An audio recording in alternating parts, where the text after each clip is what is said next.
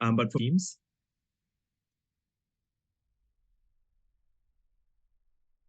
Vani, can you start with your introductions?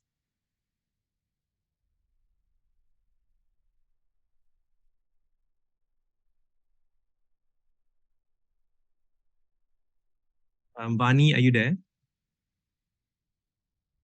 Oh, I'm so sorry, yes?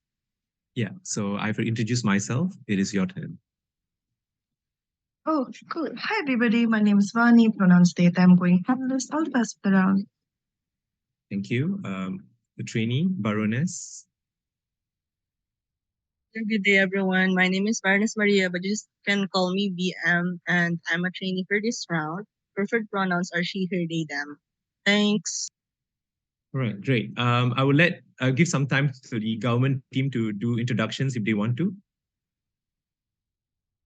Team on Gov.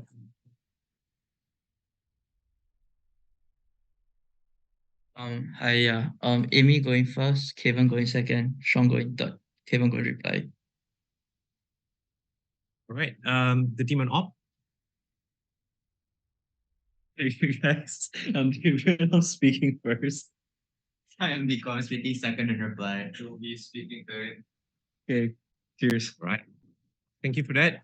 Without further ado, on the motion about China and India, can I have the Prime Minister to start us off? Here.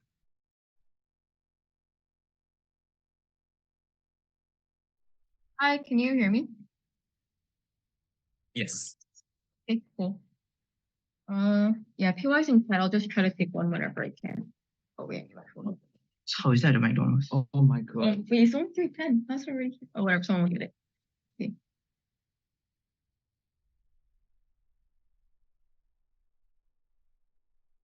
Okay, starting. I think we can all agree in this debate that India probably wants to substantially empower its economy and become a globally very dependable and stable economic actor, right? I think that's an outcome we all probably want, given that in doing so, you'd also just create a lot of good for people in India and as well as the region. But the problem right now is that India doesn't have a lot of good options for investments, especially with the West kind of on decline and not as willing before to connect with India as China is right now, which is why I think China is conversely a good option for India instead. And that's kind of the thrust of our case. As long as we can prove that there aren't going to be significant negative like military or economic repercussions stemming from the border issue or whether it's just China-related issues, I think we win this debate clearly.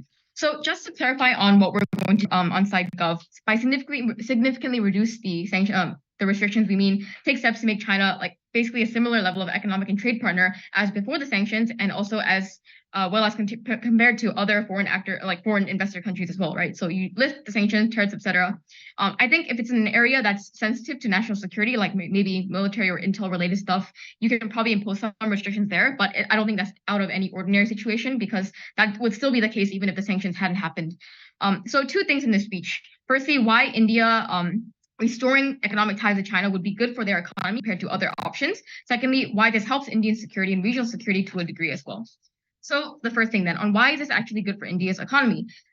There's a few reasons to this. The first one being that the West is on decline, and in a sense, like there's an incoming recession, as we can kind of already see right now with interest rates going up in a lot of these countries and many companies in the West downsizing already, right? More on that later because Kevin knows things apparently. So I think it's also hard to do business in India, and it has been hard to do business in India in the past because of a lot of bureaucratic restrictions and red tape on foreign investment. For example, ownership restrictions, right? Because apparently, like one Indian dude has to have ownership over the company as well, and this kind of thing has driven Western investment away because it's been very risky for Western actors to invest in that kind of environment. Whereas for China, they have actually been willing to play ball with that because they have so many other investors. Anyways, also, I think an additional reason is India is a pretty huge market, and that's why China doesn't have the same issue and is willing to actually take that step and invest in India. And additionally, then they also don't have the same issues of like values or liberal ideas of like fairness and human rights, whatever, as the Western countries do when it comes to investing in other countries. So that's overall what makes China a really good and crucial partner for business compared to all the other Western countries. I think there are also furthermore some pull factors as well. well. As opposed to the West, China is very geographically like well positioned to do trade with India. You can also like lower therefore transport shipping costs, cost of exchanging human and intellectual capital generally overall will be lowered. I think China has also recovered its economy very well compared to the Western countries, right? You can see Shenzhen becoming a very burgeoning hub for business in Asia, the Greater Bay Area. It's also a leading actor in developing green energy. All these are very front-facing, like forward-looking economic aspects that I think India can align itself with very well and sees as a very good thing to be associated with, right? It's in line with what they want. Like, for example, they recently just announced that they have major economic ambitions to recover and also become a hub in Asia as well. I think also given that there's a huge population boom in India, there's a structural problem that there's not enough capital to go around in the country because of development and bureaucratic issues and limits, which is why they exclusively need FDI from foreign actors. And I think in this case, because of all the structural reasons on why the West is declining or not a good actor option, China is the better option here. What's the actual good that's going to come about from this option, right? From doing like business more with China. I think again, you saw you are able to deal directly with the issue of poverty in India, where literally millions are suffering. I mean, there's like 1 billion now. So also in a sense, because you have a more stable and like economically viable India, that's when you create more stability in the country overall as well as regional stability, right? Why is this the case? Because I think a stable Indian economy is precisely what's going to bring actors like Modi to heal or at least tame them a bit more, or make them more amenable to the global environment, right? I think at worst, what you get therefore is an economic strongman in Modi as opposed to a military strongman, right? That's precisely because when your country is like, when your people can actually eat and are economically viable, that's when you are less likely to resort to things like using hatred to like fuel violence against Muslims or like conflict with Pakistan, etc. These things are less likely to flare up at the point at which your country is a lot more stable economically and and it's growing. I think you're also likely at the global level as India to play ball with like other global actors when it comes to like the Ukraine war, for instance. Again, it all comes down to your country's national stability in India as well as regional stability, thanks to India's economic growth. Okay. The second thing then on actually ensuring greater security in the region. So I want to just mitigate here a bit. Like, why are the border issues not going to be that problematic or significant in the long run, right? Because this border skirmish thing with China, I think it's pretty clear that China's had the advantage in the past and present as well, militarily and like just capability-wise.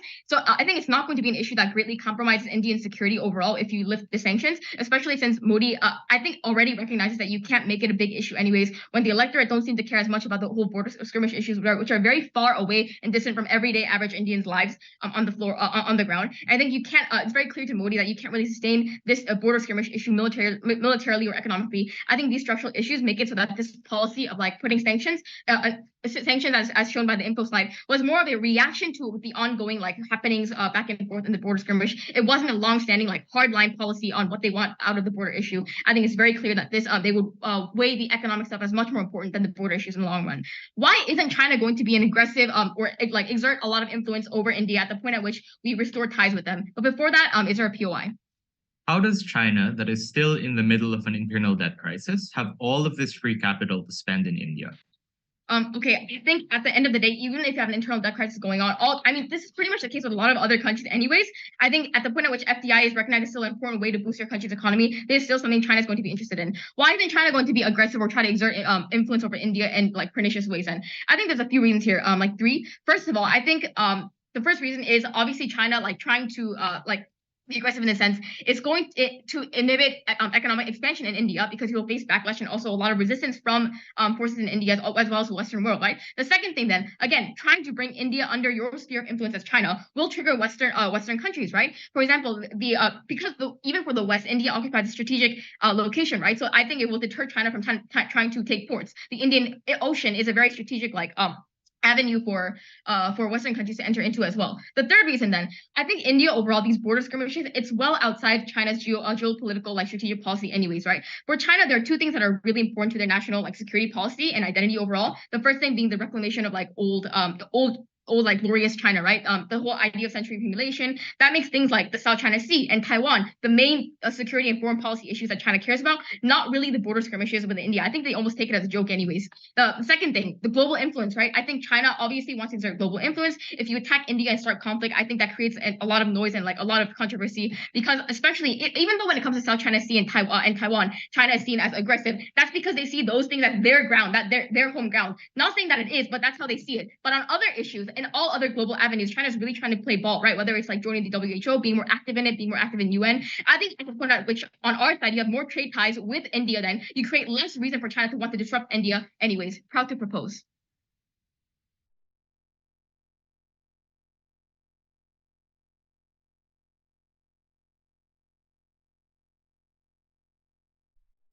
I thank the Prime Minister for the speech. Can I invite the Leader of Opposition to start off the opposition bench? Here. Hello, can I be heard? Yes. Great. I'll take POIs in chat. Starting my speech in 3, 2, and 1.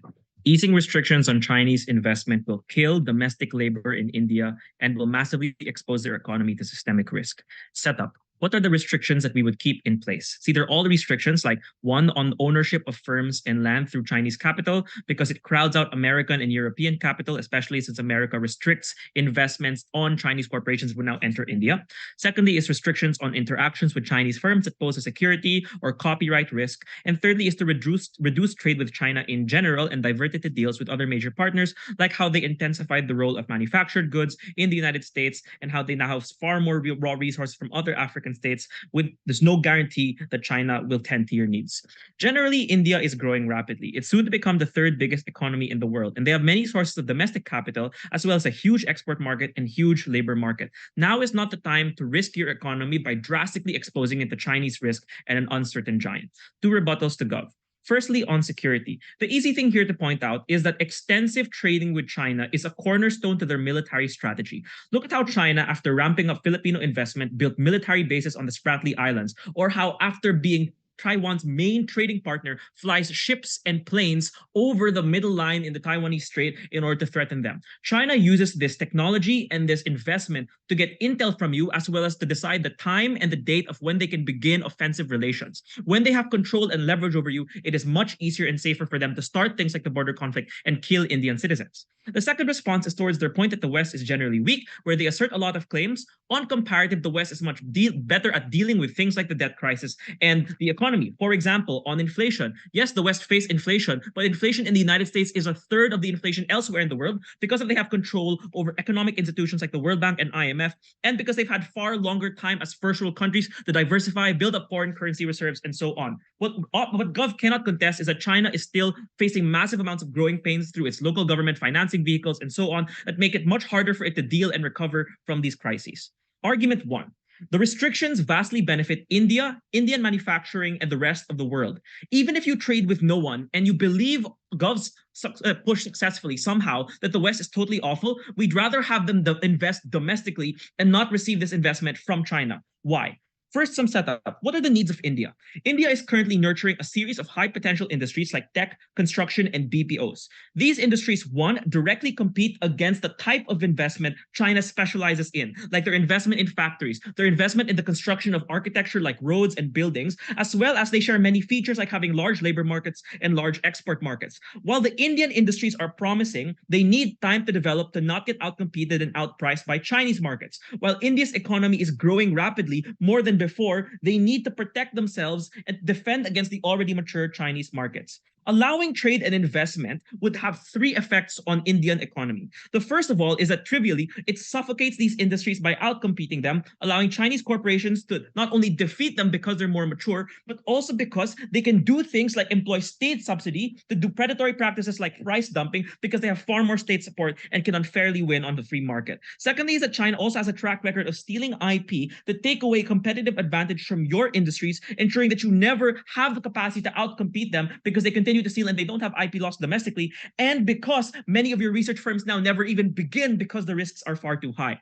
But thirdly and finally is that you're likely to get poor and exploitative deals. If Gov is right that China has many options, then India is not special if China can tap other labor markets like Pakistan or Bangladesh. So in reality, Gov is only offering them the worst deals at the worst prices that mean that Indian developers, Indian workers don't get jobs and opportunities. We let them grow on opposition bench. What are the impacts of our policy? First is that this gives Indians stable and sustainable jobs. It gives them the money to continue to put food on the table because money is staying in India, circulating there, and then going to Indian laborers. Even if they get substantially more investment, the problem is that it doesn't trickle down to people. Domestic employment is a prerequisite for you to access basic services because you need income to survive. Secondly is that it improves the quality of life of people drastically. They move up from manufacturing, from hard work in the fields, to moving up to electronics manufacturing, to move up to service industry, where they face much less exploitation and better work conditions. So you massively improve their quality of life. But finally is that when this domestic Indian industries have improved, they can eventually compete against China in the long term to give better prices and better electronics electronics, better goods to every other country in the world, substantially allowing them to compete over investment and benefit the third world.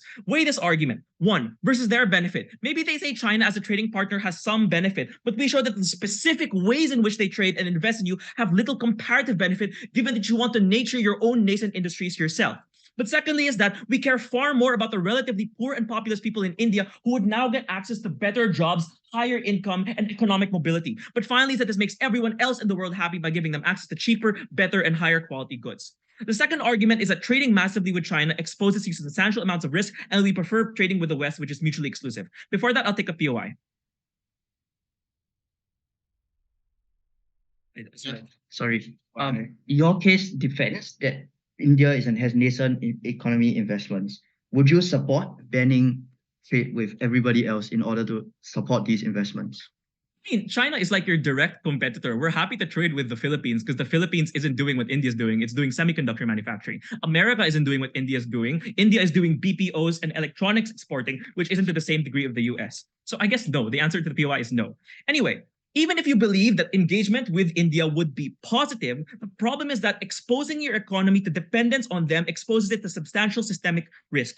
As we've already said, that the West is substantially stronger because of its position in the global economy and because of its time as a diversified and robust system. The government of China is, one, historically unreliable and sees you as a threat. The conflict in the Galwan River Valley happened while they were trading with you. So this gives the CCP leverage over you. So even if China is trustworthy, normally when you extensively trade with them, they get way more power over you and become unreliable. Secondly is, again, the looming debt crisis we POI that they don't have a response to. If they concede that there is a debt crisis, which they do in the POI, then all the Belt and Road loans that aren't getting paid back and all the real estate prices causing local government financing vehicles to collapse will come to collect on you and will cause your debtors, your people that are reliant on Chinese money to collapse as well. But finally is that Chinese firms at any point could be blacklisted by the US or even China, like how Alibaba was blacklisted there, forcing you to give up investment there. Imagine if Indian cell providers expanded in China only to get blacklisted because they said something against the government, which would cause you to lose billions of dollars, hundreds of thousands of jobs, and millions in investment. Weigh this. China might collapse anyway, which is inevitable, but there's no need to multiply the contagion. And in periods of Chinese strength, allowing yourself far more exposure to them means that you don't benefit from Chinese strength. You are put at the disadvantage to it. And that's why you should not expose yourself to China, and you should keep these restrictions up close.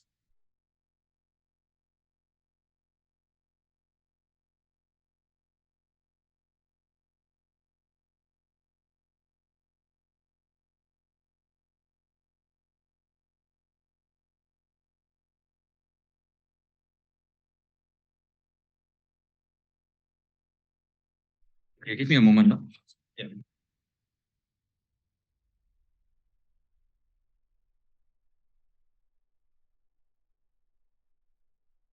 Let me get my paper.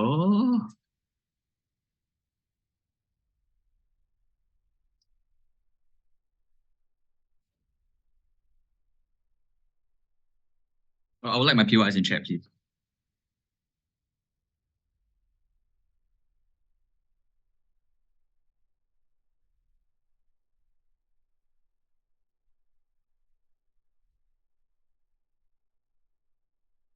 Okay, I'm going to start my speech.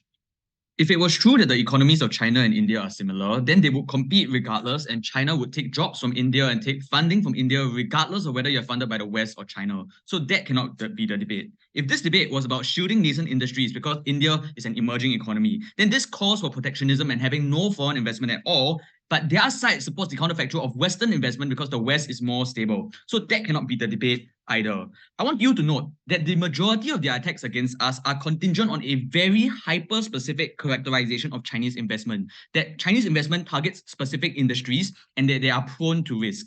This might apply to a small subset or some subsets of Chinese investments, but it's not true for broadly all Chinese investments, that all Chinese investments only target construction and infrastructure, that all Chinese investments are debt traps that are prone to default. This is not true for all Chinese investments. We don't have to defend a world where only the worst kinds of Chinese investments from the worst firms are flowing into India. They have to be more charitable and debate the broad cases of when Chinese investment can actually help a country help develop. Look at cases like Vietnam that actually use Chinese investment to build up its technology sector and all of these other financial sectors as well. The next big push they have is that China has an internal debt crisis. So this means that they are an unreliable investor. I have three responses to this. The first is that even if you account for the failure of Evergrande, which happened like a year ago, the financial system is still doing much better than the Western countries that have multiple financial crises in a row. Look at how BlackRock literally had to bail out regional banks in the US because of the multiple failures in their banking system. We win on a comparative, even if China is doing like shit, they're still doing better than the West. But note, this debate is about private hedge funds and firms in China.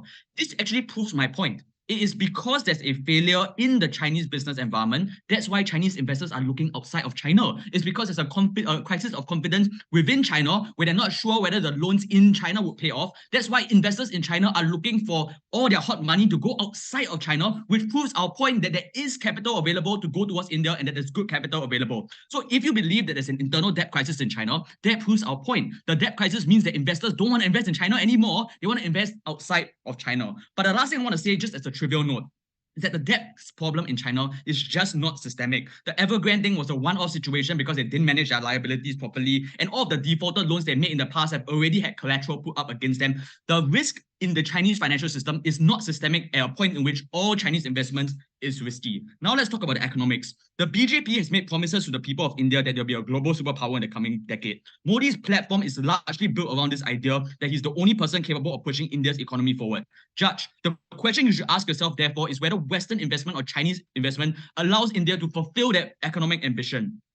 India's economy is not in a good shape for all of the reasons that they have identified as well. There's a booming population, but not enough infrastructure to accommodate this large population, not enough jobs. They are recovering from the mismanagement of the COVID crisis and also the banking system failure that happened 2 years ago. Global trends of nearshoring and protectionism means that factories are relocating outside of India and countries are reducing their imports from India. And also the rise of Indonesia and Vietnam means that there's competition from India. Given this context of India being in a struggling economic state, but still having economic ambitions, why is it the case that we need Chinese investments and not Western investments? We told you that the West is facing an upcoming recession. We told you that capital in the West is drying up. We told you that high interest rates suddenly being increased from a previously zero interest rate environment means that companies are downsizing and literally going to bankruptcy because they cannot pay their loans. We told you about the multiple bank failures in the regional banks and SFB. Look, if you don't believe any of this analysis that the West is in a weak financial position, you will buy this, which is that India currently supports Ukraine, which means that the West is willing to pull the trigger on sanctioning India or not providing any investments to India at any moment possible. So having Western investment is incredibly inconsistent and unreliable for two reasons. The first is the structural reasons of the West being financially crippled right now. And the second is because of the support that India has for Ukraine, which means that the West can any moment withdraw any of the capital that they have. In comparison, China has been working towards being the dominant currency. They've been developing the Greater Bay Area. They've been building economic connections. But the last thing I want to note here is that India is wary of Western investments because they are worried about the neoliberal conditions or because of the human rights attachments towards them. And all of these things doesn't gel very well with Modi's Hindu nationalist platform because Modi's Hindu nationalist platform has anti-colonial sentiments that doesn't gel very well with accepting Western investment. So they lose this debate at the point in which their counterfactual was they wanted Western investments because they can't fiat away the Alibaba policies that are in India right now that mandate that any Western investor has to have 50% ownership and the other 50% ownership has to come from India. They have to explain to us why the political environment in India would suddenly be one that's accommodating to Western investment when they have historically always shut out any form of Western investment. This proves a very simple burden. China is one of the only sources of investment and trade. We win this by a landslide. We don't even need to prove that China is very good. We just have to prove that they are the only option available when the West is no longer present. What does this investment do? It builds domestic businesses and helps them expand and develop all of the things that David wanted as well. But note, it helps with construction and building infrastructure. So when they said that Chinese investment was primarily targeted towards construction, that proves our point. India has a booming population where there are overpopulations in the cities and because of rapid urbanization. All of these Chinese construction investment would be super good at displacing the rural, dealing with the people or the urban homeless because of the rapid urbanization and deals with the rural poor and all the inequality. Before I move on, I'll take the POI. You just said our characterization of Chinese investment in construction and tech was selective. But these are the precise ones that caused them to, fall into debt and poverty. Sorry. Oh, sorry, I didn't catch the POI. Can you say that again? Oh, these are the precise characterizations of loans that we use. Investments in construction that price out Indian firms. So you're basically conceding that even if these investments are a particular characterization, you agree. Oh, but the construction scene in India is actually not big. They're more in manufacturing and tech. So if you price out construction, actually the economic damages there are quite minimal. Okay, now let's talk about geopolitics. The thesis of this argument is simple. I'm going to overtime a bit because we have a bit of a tech issue. But the thesis of this argument is simple. Having friendly relations with China is more insurance for India with regards to national security. When they form economic ties with China, mutual dependency means China does not want to escalate. And this deals with their case. Because their case was that China will start having investments in India and then there will be an offensive strategy where they start annexing India. I have 4 or 5 responses to this. I didn't label it very well. The first is that they're also relying on India to not escalate the border conflict. They're playing a game of military chicken where they don't want India to escalate, so they also won't escalate. The second is that they're reliant on India because India is the gateway to the Indian Ocean. They're also reliant on India to get the exports out of Asia to the West. The third is that China does not want to increase military expenditure because this takes away from their economic ambition. You know, Xi Jinping wants China to be entirely green by 2030. This requires a lot of capital. They don't have money to spend on another military conflict. But the last thing I want to say here is that the nature of Chinese politics is that not all territorial claims are equal. Taiwan and Hong Kong matter because there were historical claims about restoring China. This is just one of the many border disputes that China has had in its portfolio of border disputes, which means that they do not care very strongly about it. Like if you look at the news and what's happening on the border dispute, right? Like China's playing music on the border to like kind of annoy the Indian soldiers on the other side of the border. So clearly this is not something they care very strongly about, where they immediately start being offensive and annexing the entire border just because India plays nice with them. There are many incentives for China to not do such a thing and not use an offensive strategy against India. For all of those reasons, extremely proud to propose.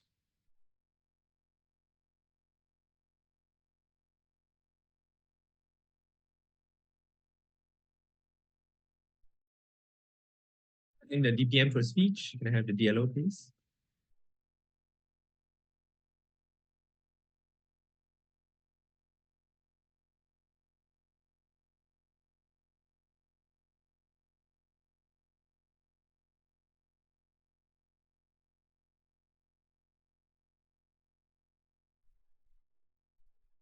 Hello, can I be heard?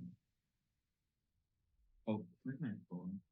Oh, I'll get it. Okay, thank you. Is your phone? It's all good, it's all good. Let's borrow this. Well, you've been making moves. Sorry. All right. I'm ready when you guys are. Yeah, sorry, just want to make sure audible. Yep. Okay, cool. I'll start my speech in 3, 2, 1. I think the approach on Gov is incredibly simplistic, i.e. they say the West is getting weak, China is strong, and therefore we should pick China. If the world was just one where we could pick the relatively stronger superpower, this would be the simplest debate ever. But that's not how the world works. Oftentimes, it requires an exact calculation of how your economy is going to particularly interact with China or the US. They give very few structural reasons for this particularity, and instead just say the West is declining, which again has very little proof, by the way, and that all our reasons why China is declining are not real. And I don't think it's a very engaging debate. So the first thing I'm going to explain is why Western economic structures are more likely to be attuned to India's economy. The first reason is that India and China have the same economic problem, i.e. that they have too many people, as PM mentions, and they need to move a lot of people from poverty to higher income. The problem here is that I think the good side to us is that I think the West has the opposite problem. And the West, again, is not just the US. It is multiple different countries within Europe. Heck, there are alternatives as well within Asia, i.e. Japan, Korea, etc. A lot of these countries have aging populations, need particularly skilled labor, or have populations where the labor they have is asking for too much money. The problem with China is what they're going to try and do is try and put their own laborers within Indian companies, which is precisely how they've done deals in Southeast Asia and why we have not been as able to employ after dealing with China, because they need to solve their own problems with this oversupply of labor. Whereas the West needs cheap labor and the West needs more labor, precisely because the concern of the aging population. So as a matter of whether or not this is going to be beneficial, I think it's more likely we get Indian people hired. Even if they get investment, it's likely to still benefit Chinese people solely. Secondly, PM says they are geographically near. I actually don't think that's necessarily a good thing. The first thing to note here is David explains, well, a lot of the time, this kills a lot of nascent Indian industries, which takes time to build up. To which their only reply is, well, would you not say we should be protectionist instead? Huh? I think the problem here is they're just picking an extreme example rather than dealing with a specific case, i.e. there are other countries that have nearly a similar an economy that aren't nearly going to be able to compete and out-price dump us. And additionally, I think particularly with China, because Chinese subsidized firms are able to take a hit and therefore they can lower prices, kill Indian companies, then raise them back up when those Indian companies are dead, that makes it very dangerous. But secondly, this is a good thing because if you are a Western company and you want to sell to Southeast Asia, you want to sell to South Asia, oftentimes what you'll do is you'll manufacture in India and use an Adani Group port at the south border. What that entails is that you not being geographically near the West is actually a particularly good thing because what they assume is that imports in general are good, which we explain they're actually bad, but the incentive for investment is particularly greater, especially when manufacturing is likely to benefit Indian people as well. Thirdly, in terms of what industries you're going to subscribe to, they use some very weak appeal to intuition here. Well, if this is the same industry, then it's not the debate, which doesn't make much sense. There are three reasons it's particularly likely to be the same industry. The first is that they're geographically similar, which entails that a lot of the natural resources available to them are not going to be very different. Obviously, they're going to be regional differences, but en masse, I don't think you're going to have a particularly unique strategic advantage with a bordering country. Secondly, they say that Modi ran on being anti-colonial. That's just not the history of India. India's run on a history of being unaligned, but particularly with Modi, the Indian economy was particularly closed off to people around 2014, 2015. And when Modi ran, he said, I will open up the markets, particularly to Western investment that we have not been receiving for years. This is how I'm going to transform India. He ran it as a business populist that they claim. I think the important point here is that before Modi, the incredibly strong national sentiment and national interest directed Indian investment in Indian industries towards directly competing with China, not as an economic thing, but rather as a show of force, rather as a way to be able to show a sense of nationalism over their own bordering country. Thirdly, David points out a series of problems with China. They manipulate their currency. They steal your IP. The good thing about the US is they play by the rules. And so if you are a budding Indian startup that has a great idea, you are always afraid that China is just going to steal it and use it and sell it as their own. Whereas the West, because they care about their own patent laws, because other European countries are going to hold them accountable if they do this to them, are more likely to ensure that they're not going to do the same things. All these reasons show that I don't think this is a very good debate from Gov. I'll take the POI.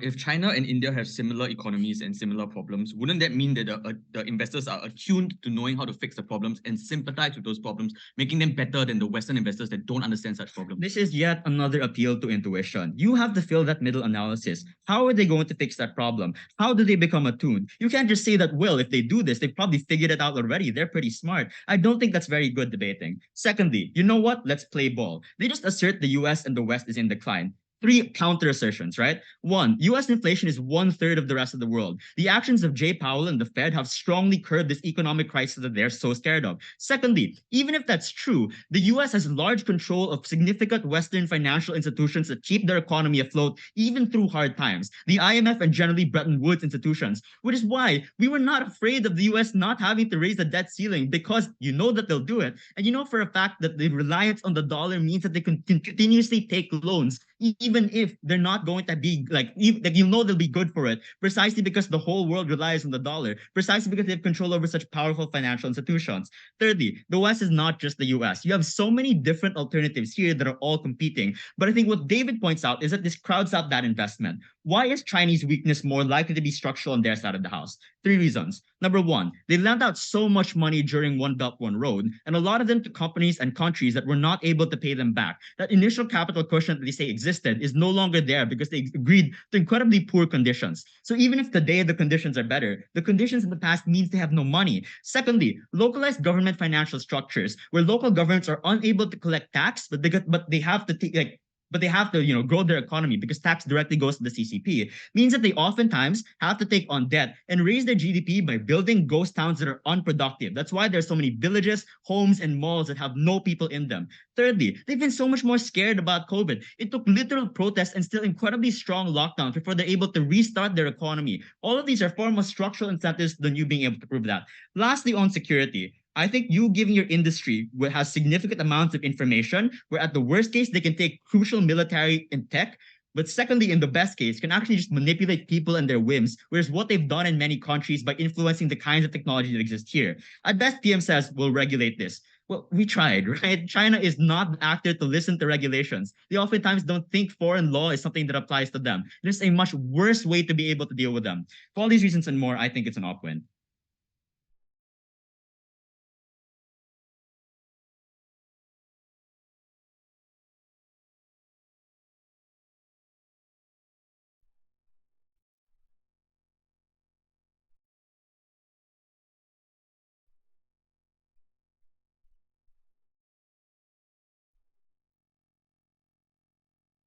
cannot.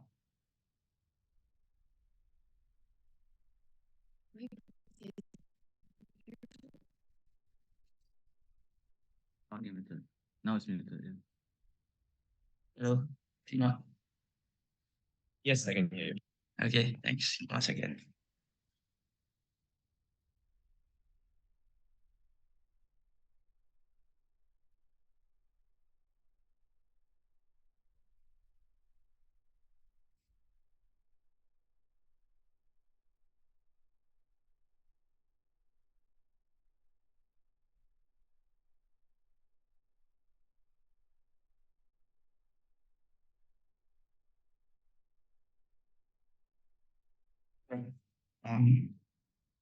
Starting in 3, 2, 1. I'm sorry Mikko doesn't think we debated well, but I think we did. I want to talk about security first because David opens with it, but I actually think this is historically China has used their leverage against you. This is actually very they themselves point out that China got in a massive debt crisis that did slow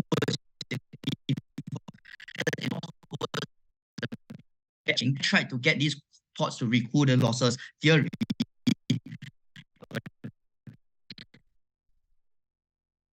Even if it's true, I posit that India is strong enough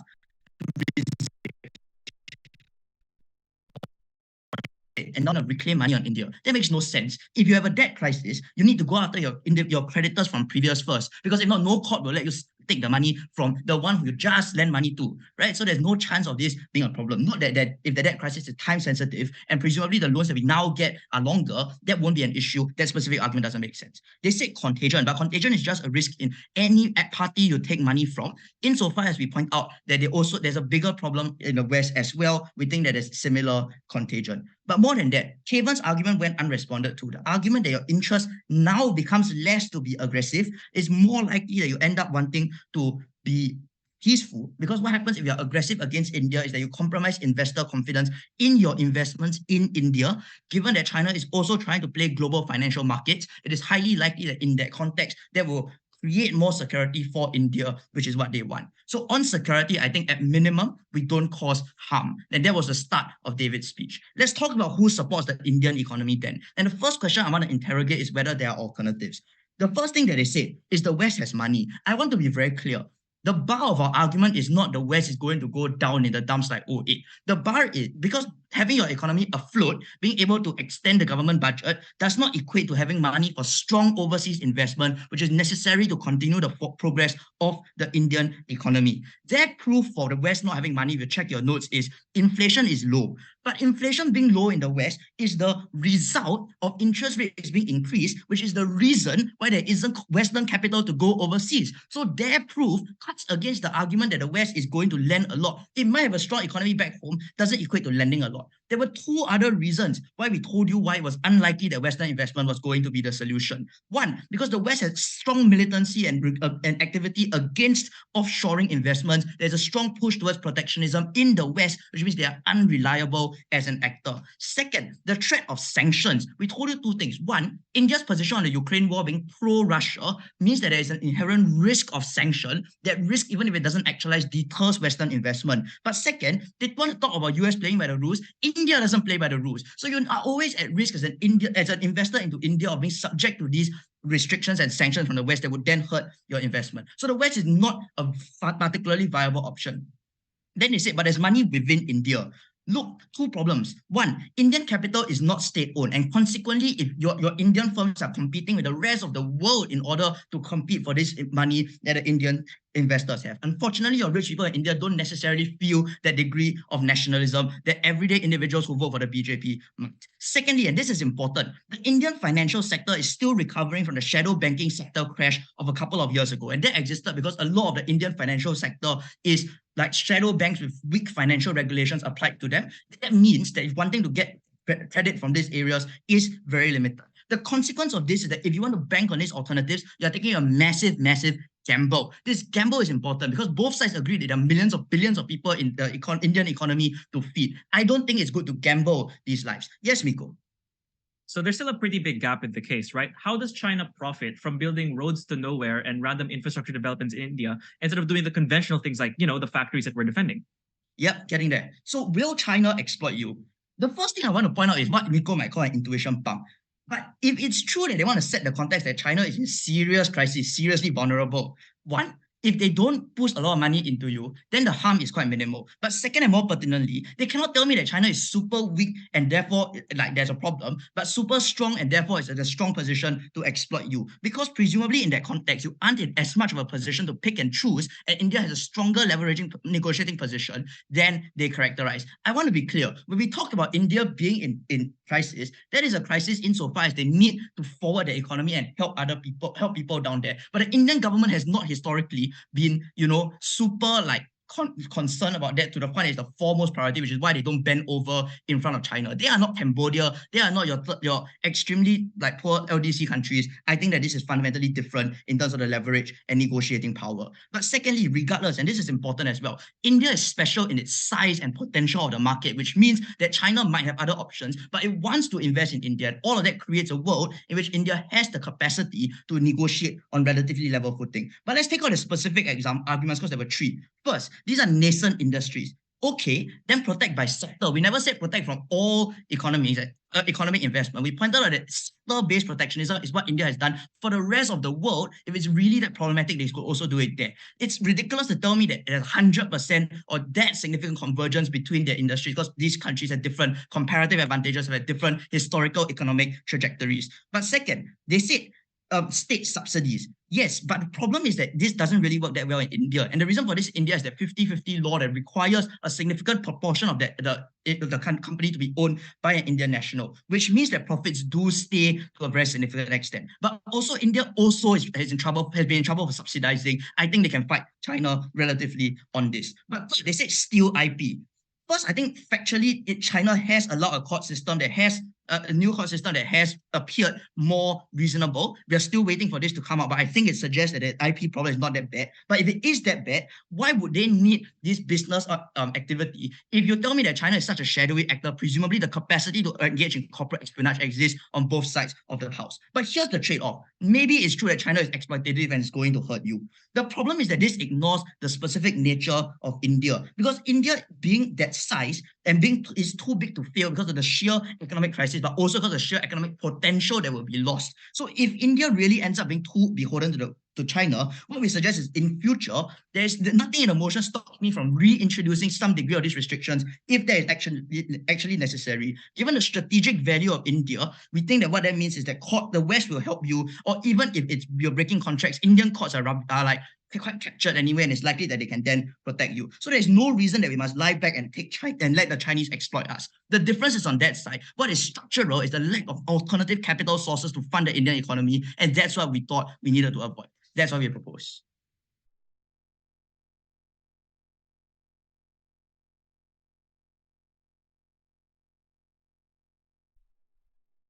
Hey, guys, wait for the speech. Wait when you're ready. Hello, one sec. I'll take PYs in chat.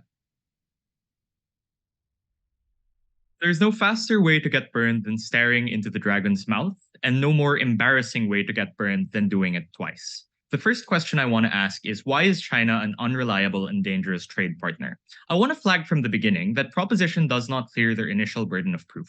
We point out that China is particularly dry of capital because a whole host of internal crises and failed BRI investments have left it illiquid. So it doesn't matter if they can offer you long-term debts, because it's not about the time horizon by which you can pay back, it's that China has no money to give you. Their strategy in response is to debate in parallel, counter-assert a bunch of reasons why the West is weak, to which we can assert an infinite number of reasons why the West is strong. The way you can resolve this issue then is through three different metrics from me. First, compare the extent and likely speed of recovery. So yes, the US is facing some inflation. It has that much more under control. It has non-hostile and rapidly growing tech sector that has largely been unaffected by the inflation and even unaffected by the pandemic to a great extent. All of this is to suggest that all of the mechanisms available to the US are such that it's going to be able to recover faster and much, much quicker than China can at a more reliable rate. The second way to compare this is to talk about risk. Unreliable capital, even if China has it, is infinitely worse than a smaller but steady stream of capital from the West because of the massive opportunity cost of a collapse. And if you want to talk about intuition here, think about it. When SVB failed, it was immediately bought out because there is a robust and diversified network of banks in the US which continue to keep the money flowing. When Evergrande failed, every major Chinese bank was affected because they were all exposed to the same volatile property market. So it is a structural risk of contagion that China hasn't made significant steps towards improving. But the second thing to note about risk is that it's also about political risk. Let's say the best case happens and you are able for some Indian firms to infiltrate the Chinese market. The problem with that is that there's a limit to success in China. The CCP is never going to let you grow to such a size that you will be able to reasonably compete with its national champions. Even if you are the biggest cell phone provider in India, you will never be allowed to get to the same scale as Huawei. And that's the problem with Chinese capital. It's volatile and subject to the whims of the CCP that you have far less control and transparency over. The third weighing metric here is to talk about the nature of investing. We answer the question they don't, which is what will the Chinese money go into? When they say, well, it's not a debate about protectionism because then you can just protect the sectors that are important. The problem with that is that those are the sectors that Chinese money would flow into. So if you are going to protect every sector that's important, every sector with potential, then it's not clear why China has any incentive to invest in you. The more reasonable framing here is that you would have to make some concessions. Let China come into your tech market. Let China come into your manufacturing market, even if those markets have the potential to expand and be massive in the future. These are the kinds of concessions that we explain are particularly dangerous to make, especially when China's interests to a large degree overlap with yours. That's when you fail the competition. That's when you lose out on massive benefits. But even if you don't believe any of those three weighing metrics, here's the flip.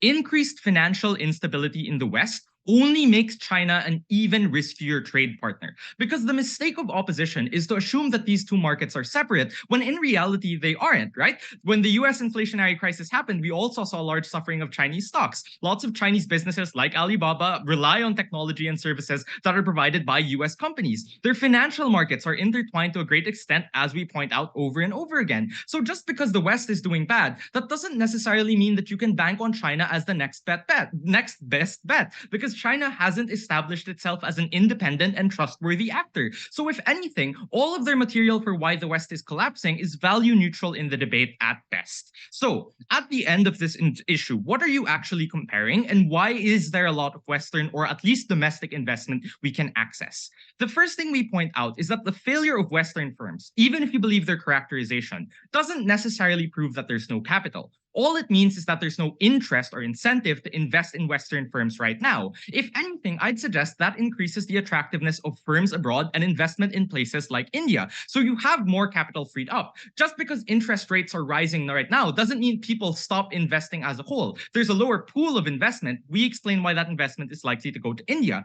But the second thing we point out is, regardless of what happens in the West, they still have large control over the financial world, right? Like who gives you IMF loans, who decides which things can bail you out. These are all institutions which are largely still affected by the decisions made by Western countries, which is why, if anything, you ought to side with them. But the third thing we point out is that there's increased concentration of resources in India as the stable South Asian hub. As you see, like nations like Bangladesh and Pakistan become more unreliable, which is why the West is focusing on consolidating its presence in India as an increasingly interested in them. So at the end of this issue, what you have to note is, if you are unconvinced whether one actor is more stable or has more capital than the other, what you ought to be weighing on is the pace at recovery and the reliability of those actors. I'll take the POI. The problem with trading off a small amount of money from the West is that small amount will never let you outcompete China or the West, so you end up behind globally. On the comparative, we have mechanisms to ride the Chinese tiger and stand a chance of progressing, whereas no capital is an external problem that you can't fix.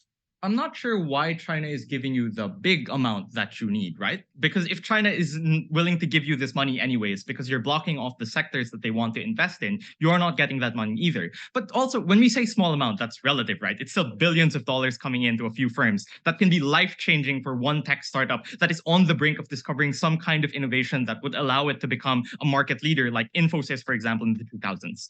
Second issue then, let's talk about security and India's domestic interests.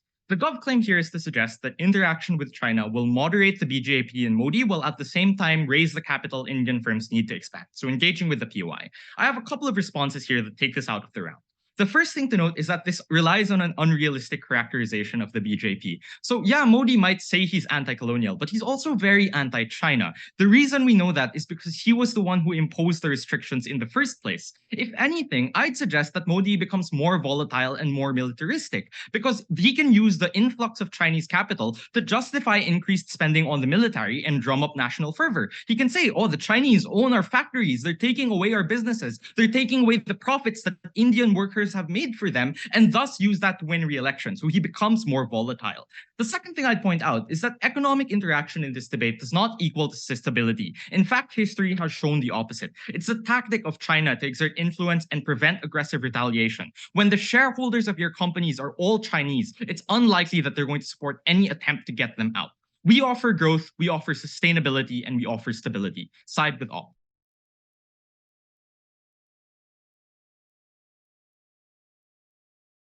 Thanks, I'll do it. I'll reply when you're ready.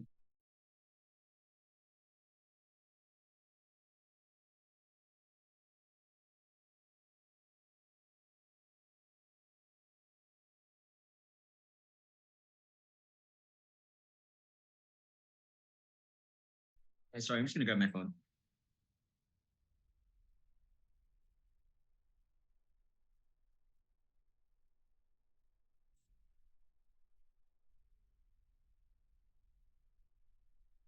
Hello. Can everyone hear me? I can hear you. Yeah. Okay. Great. Before I start my speech, I just want to say I apologize if ever I came off as rude in the deputy speech. I'll be nicer now. I'll start my speech in 3, 2, 1. So I think the characterization in this debate is modeled by the use of very simple words like China strong, China weak, China big, China small. And in a way, I think that takes away a lot of the nuance, particularly from our side of the house. Because what we do is we introduce a series of reasons as to what are the likely scenarios that you have and what are the systemic risks we're introducing. Let's deal with the first thing, where in the instance that China is weak and they don't have a lot of capital, the first thing to point out is just the likelihood of this case versus their case of the West is weak. What they give is a series of reasons that the West is weak is because there's a looming recession, which I don't think they sufficiently prove, and that generally there's less investment, it's drying up. But again, not only is there a lesser series of proof here, but I think it's also prone to the same GovWhip rebuttal, which says that this is a timely issue, i.e., this is something that is just in the moment, but in the long term will not have a significant effect. What we do is we explain why China is likely to be weak and much weaker because of a series of reasons that are built on the nature of their economy, not just on timely events. Based on just timely events, we also gave zero COVID. But we explained, one, that its nationalized nature gives a significant political risk if ever you find that this one company that comes from India does not agree with Xi Jinping. Secondly, we explained that a series of debts is what the Chinese government gave out in its expansion before 2020, and a lot of those debts have not been paid. A lot of those debts would not pay because of COVID. Thirdly, that local governments take on debt because they need to increase their GDP, but are unable to have their own money to finance because they give all that tax money to the CCP. I think all of those things are not prone to that rebuttal, are more likely structural in nature, and are more likely to prove that Chinese capital does not exist in the present. But secondly I think what we also explain is that there is a series of reasons as to why there are alternatives other than just the US. You have to explain that this is going to be a macroeconomic level of drying up.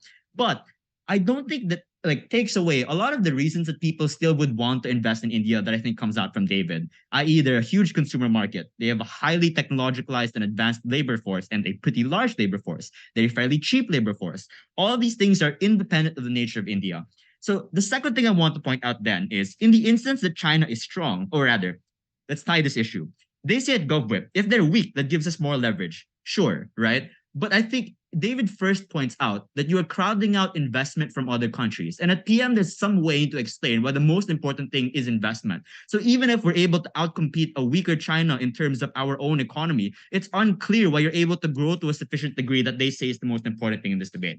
Secondly, If China is strong, what happens? I first want to look at the material that explains, well, why is it that you don't have enough, or rather the same kinds of industries being invested in? The problem with their case is, the more that they say we don't have the same industries as China, the less and less it becomes clear, what is China investing in? What industries are going to prop up? Because we give a lot of the strongest Indian industries like tech, like BPOs, like even like infrastructure. It's not clear what exactly China is going to give in the form of investment, if not a lot of things that are in their own industry and are going to outcompete Indian firms. Secondly, we explained that because of this similarity, not only does that mean China is not likely to give you the things you need, i.e. building up manufacturing sectors, which is what the West needs, because they need to be able to ship out to people in different places in Asia. They might use your ports, but China doesn't need to. They can pretty much do it themselves for the same places that gov names, right? Like if Shenzhen is such a huge manufacturing hub, it's not clear why you need India at all in this instance. Thirdly, I think what we explain is that a strong China is an awful trading partner. It is one that does not play by the rules, to which they say India doesn't play by the rules. Look at the comparative here. India working with the US, one where at least there's some degree of reliance that they can both work out some rules-based system, and you know the partner is going to have rules, rather than two countries that do not play by the rules and therefore make it impossible to trust each other, make it impossible to believe that you'll have a healthy financial sector. You guys not playing by the rules does not mean you're going to work well together. It means there's going to be more conflict. They don't weigh this piece of analysis. For these reasons, a weak China is one that is useless and you take out American investment. A strong China is one that is likely to bully you and make you far weaker. I'm very proud to oppose.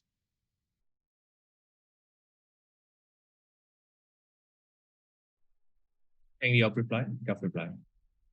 Okay. Give me a moment to drink some water.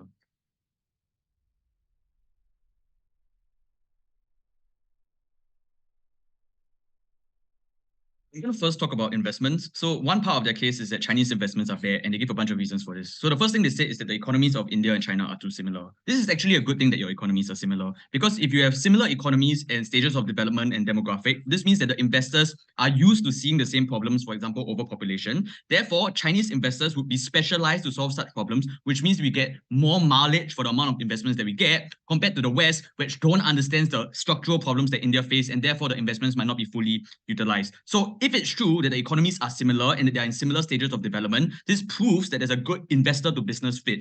The next thing they say is that this hurts the economy because it will cause Indian nationals to lose their job. But this is contingent on Chinese firms coming to India and moving Chinese workers there. This is not how foreign investment works in all cases, right? Foreign direct investment can simply look like a Chinese firm putting money into an Indian business. It does not mean that a Chinese business has to move to India or Chinese workers have to move to India. So this rebuttal only attacks one variation of our case, where foreign direct investment means that Chinese manufacturing firms are moving into India and sucking up jobs. This isn't the only way that foreign direct investment works. It could simply be capital from China moving to Indian businesses. It was unclear why we had to defend large amounts of Chinese companies coming in, Chinese workers coming in, taking jobs away from India, but we also explained that there's a reason why this isn't going to be the debate, because there's a lot of hot money in China because of the internal debt crisis that they explained. So if Chinese investors have a lot of hot money that they want to invest in other things outside of China, this means that the primary investing activity is going to be investing into Indian businesses and not moving Chinese workers into India. Their argument here was that China will strong arm India because China has more leverage, which means that they'll force India to accept their businesses and invest their firms. But here's the catch. If it was true that China's illiquid, if it was true that China has a debt crisis, where does this leverage come from? How are they able to force India to move all of their businesses and move all of their Chinese workers into India in a world where they also claimed that China did not have the upper hand? Then they said that China steals IP. This is uncomparative to our claim that Western investors do worse things like impose human rights regulations or neoliberal policies. But also, note, this stealing IP argument only applies to tech firms with technology and does not apply to all industries. But the last thing I want to say here that really kills this argument about IP, right, is why will a Chinese investor want an Indian business to lose their IP? If you are an investor and your business that you're investing in loses their IP, you lose a shit ton of money. If anything, Chinese firms want to protect it. They never prove an incentive. They just said, Chinese firms, China, they always steal IP. These Chinese people cannot be trusted. But actually, the reality is that there's no incentive for investors to do this. The next thing they said was, China has a debt crisis. Look, I will admit this part of the debate is a shit show, right? We give you a bunch of reasons why America has no money. They give you a bunch of reasons why China has no money. Maybe at this point in the debate, what you're believing is both actors have no money. Here's how you're going to break the deadlock. The thing that breaks the deadlock is willingness. Because the West doesn't want to invest in the Hindu nationalist BJP that persecutes Muslims. They don't want to invest in India that's aligned with Russia. So even if the West has money because the inflation rate is 1/3, they're not willing to pump their money in India, as opposed to China that doesn't really care whatever India does. But also, there isn't willingness on the side of BJP in India because of the 50-50 rule and the wariness of Western investments. So they can spend all their time giving us 6 counter assertions about why the West has money. They misidentified the important clash in the debate. It was not about how much money the West had, it's about whether they were willing to put the money into India. We proved to you comparatively why our side was better. Let's compare the last-ditch attempt at weighing that comes from GovWhip. They said that the West is a more stable investment. This is untrue. The investment is inconsistent because you might get sanctioned at a point in which the West is fed up that you're supporting Russia. But note, they never proved why stable investment was a good thing. Because even if we get sporadic investment, right, even if we get only $1 billion and then suddenly the capital dries up in China, this still benefits businesses in India that they can use this to expand. So us not having stable investment is not only untrue, but also doesn't really damage our case. The last thing I want to say here is that they said that China will be offensive. This is an under-analyzed claim. We gave you a lot of reasons about why China does not want to act in a belligerent way because it's not politically significant. But here's the catch. If it was true that China does not have money, that the capital is dried up, that there's internal debt crisis, that the CCP does not have any political power, if that characterization was true, how in hell are they going to start a border dispute? Right, I thank everyone for the debate. So I think the judges will be deliberating here. The rest of you can leave the room. First of all, shake hands virtually, and yeah, thanks for the debate. Thank you. Thanks, guys. Thank you. Thank you.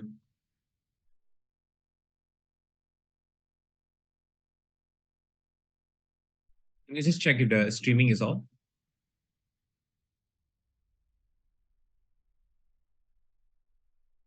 Melvin.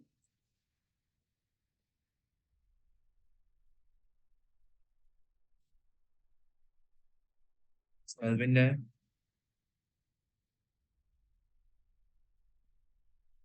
Okay, the rest of you, I need y'all to leave if you're not a judge.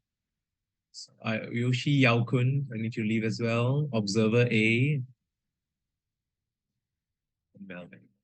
So to the panelists, maybe in about 7 minutes, I'll just check on you on your status of your ballots for the panel.